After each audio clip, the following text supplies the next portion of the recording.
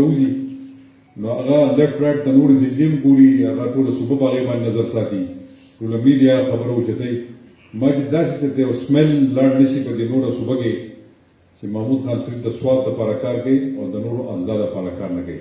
او الحمدلله دا کریډټ هم تاسو ته راځي د سواد د خلکو ته راځي د ټول مشران چې د هرې پارټۍ سره تعلق ساتي او دا د سواد د خاورې سره تعلق دی موږ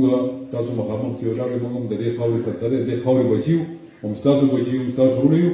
زموږ مقصد دا دی چې سواد به څنګه ترقي کوي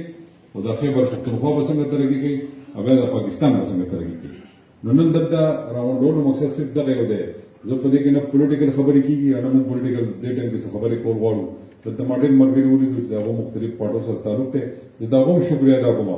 چې هغو نن دلته راغلي دي او زموږ د اورېدو ته ناست دي د حکومت د اورېدو ته ناست دي حکومت د ټولې حکومت د ټولې هغه د هر چا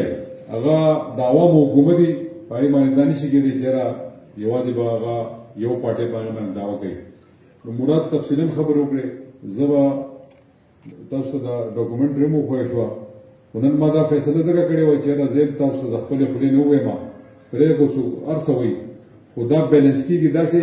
چې د نورو اضلاع چې کوم غټ غټ میګا پروجیکټس روان دي هغه د 1.5 روپو دي خو بهرحال په سواد کې چې ما کوم کوشش کړی دی او نن دلته ځکه زه راغلی یم ولاړ یم دلته چې زه درته خپله باندې هم ووایم ځکه چې څه کارونه روان دي څه کمپلیټ شوي دي د څه به اوس اناګوریشن کېږي په دې ډاکومنټري کې دا هم ویلی شول چې یاره څه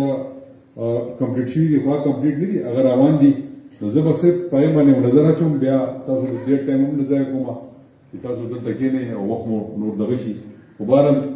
یو څو شیزونه ما ځان سره لیکلي تفصیلا ځکه ما ته هم نه یادېږي الحمدلله ستاسو دومره کارونه دي چې یو کار باندې ما ته یاد نه دی حالانکه هغه ما د سترګو نه وتلي دي ما د قلم د لاندې وتلي دي خو د هغې باوجود هغه ما ته یاد نه دي نو ځکه ما ځان سره لیکلي دي ما چې سره نه هېر نه شي مراد چې کله سپیچ ختم کړو ما نه خو ګیس او بجلۍ والا خبره یې راشوه نو ما ته به هم سفرې دی که نه زه به هم درته څه یم له خوا ما ته پکې څه پاتې شو په دې ډاکومنټ کې ډېر شیزونه مس دي یعنې دوه خبرونه دي نو هغه به زه لږ ووایم او زر به یې درته ووایم ټایم دله ډېر نه ضایع کوم دلته میډیا والا سوشل میډیا والا وروڼه هم ناست دي دا به ځکه چېرې